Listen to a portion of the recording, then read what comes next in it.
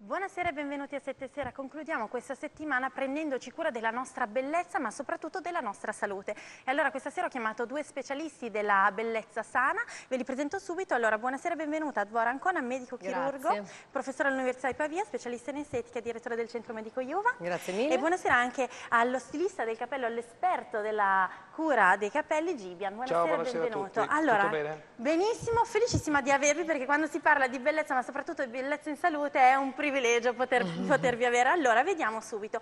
Parliamo del nostro primo piano, parliamo del nostro volto. Allora, è importantissima la bellezza della nostra pelle, dei nostri lineamenti, ma bello anche quello che incornicia il nostro volto, i nostri capelli. Quando però si parla di capelli, torniamo a collegarci alla pelle, perché ci può essere qualche problema di pelle che non permette di avere una chioma folta, bella, luccicante. Allora, un problema è, per esempio, la psoriasi, giusto? Sì, allora, visto che hai toccato prima i capelli, allora il capello è una cornice del viso. Allora, se vuoi valorizzare il viso, è una cosa molto importante, perché il capello è una cornice del viso, allora devi incorniciare il capello lungo, il capello medio e il capello corto. Ora, il capello corto tu lo puoi adattare al 100% di tutti i visi, il capello medio lo puoi adattare al 100% di tutti i visi, il capello lungo lo puoi adattare solo il 50% di tutti i visi, capisci? Questo è molto importante, ecco. Poi il viso, tieni presente che io poi ho fatto anche delle ricerche sul viso, noi abbiamo una metà che ringiovanisce e l'altra metà che invecchia, e la parte sinistra perché è la parte dei sentimenti, la parte delle emozioni. Allora su una persona giovane non riesci a vedere questo invecchiamento, però su una persona non più giovane riesci a vedere che abbiamo una parte sinistra che è la parte dei sentimenti e delle emozioni che invecchia prima. Ecco. Un po' più provata. Ecco, e poi parliamo invece del problema che tocca, diciamo così, che la maggior parte della gente usa dei prodotti detergenti, arriva il prurito, desquamazione e poi arriva la psoriasi. La psoriasi non è una malattia, ma è l'uso sbagliato di prodotti detergenti, perché la gente si va a alterare il pH della pelle, perché la sudorazione fa da manto protettivo alla pelle. Se tutti i giorni usiamo un detergente e andare a alterare la pelle, si va a creare questi problemi. Ecco, allora io dico, evitare quando vi andate a lavare i capelli di usare un detergente come possono essere gli shampoo, ma di usare prima il balsamo, ecco, a capello asciutto. Per quale motivo? Perché il balsamo è un pH acido, la pelle è acida e bisogna creare questo equilibrio. Ecco, la cosa molto importante, vedi che io mi sono portato questi apparecchi, perché io ho tutti gli apparecchi, ecco, che vado a misurare, il pH della pelle, ecco, perché sono molto preparato.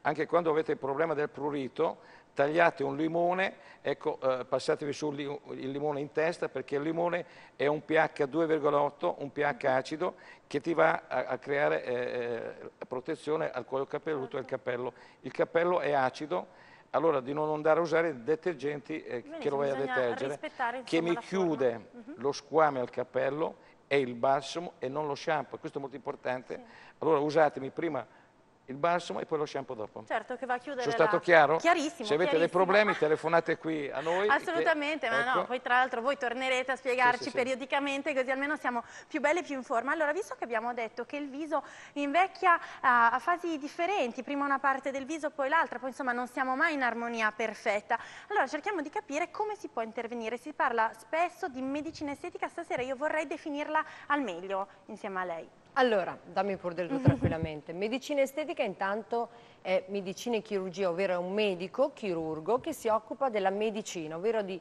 andare a ringiovanire la pelle senza l'uso del bisturi, senza il taglio. Esattamente deve occuparsi a 360 gradi di tutto, ovvero dalla dieta a quello che è la cura della pelle, quindi utilizzare magari dei prodotti cosmetici, fare quello che è il check-up della pelle e ancora valutare lo stato di invecchiamento, come diceva Gino. A questo punto uno si chiede, il stato di invecchiamento, mi faceva ridere perché prima diceva la parte sinistra invecchia di più della parte destra. Ci sono alcuni che invecchiano anche a destra.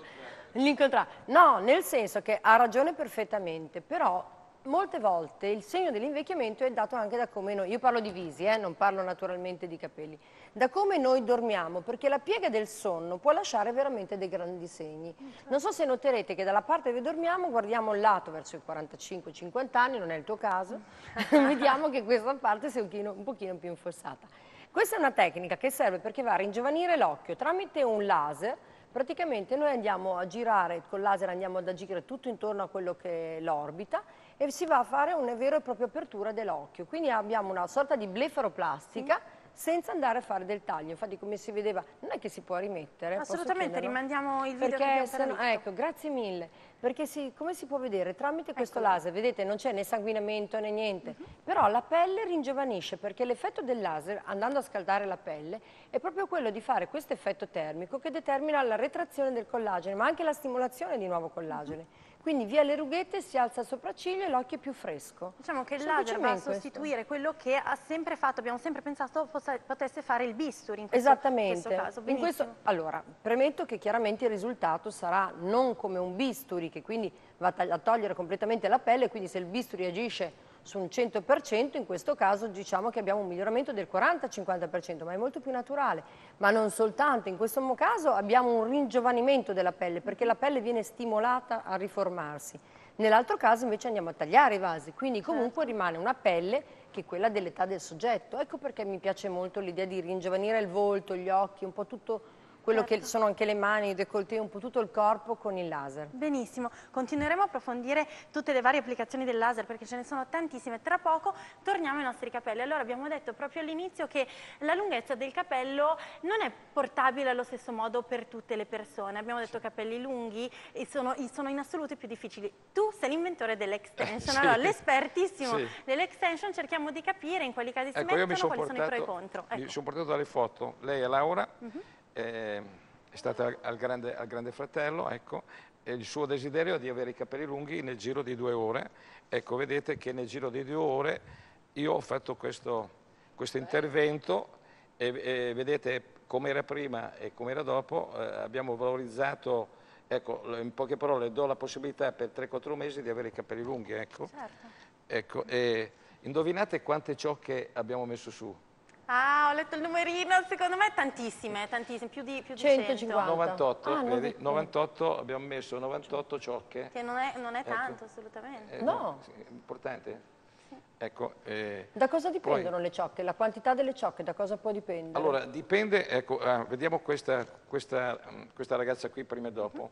Ecco, poi dopo vi dico, vedi il dopo, come abbiamo valorizzato lei, il sogno di tutte le donne, perché quando ho iniziato io a fare l'extension, allora tutti si stavano tagliando tutti i capelli.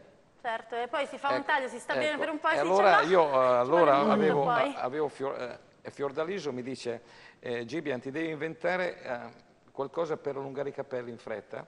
Allora io mi sono inventato questo mio sistema, sono stato da Mike e l'ho presentato nel coso delle invenzioni, ha fatto il giro del mondo perché mi ha fatto molto piacere che dopo essere stato da lui è venuto giù alla televisione giapponese, i giornali americani mi hanno dedicato spazio e poi non c'è stato un personaggio che non ho fatto, Anna Ox, Bertè, Rettore, Marcella Bella, Fiordaliso, tutti... Un'invenzione tutta italiana che ha cambiato la vita delle donne. Anche la mia allora devi cambiare.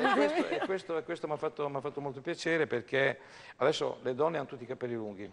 Sì. Ecco. E non si capisce mai perché le extension ormai sono talmente belle che sono capelli naturali da vedere, da toccare. Abbiamo 30 secondi, guarda, 30 secondi sui rischi dell'extension, perché c'è un po' il pensiero diffuso che dopo l'extension il capello soffra molto, il capello sotto nostro naturale sia poco diradato, più sottile, come più tutte debole. le cose, se tu la cosa la fai male, poi c'è un risultato che non va bene, però se tu le curi bene, ecco io sono per la cura dei capelli e questo è molto importante per non andare a danneggiare la struttura del capello, questo è molto importante, ecco, di non fare l'estension, a tenere su 7-8 mesi che poi dopo ci sono i problemi.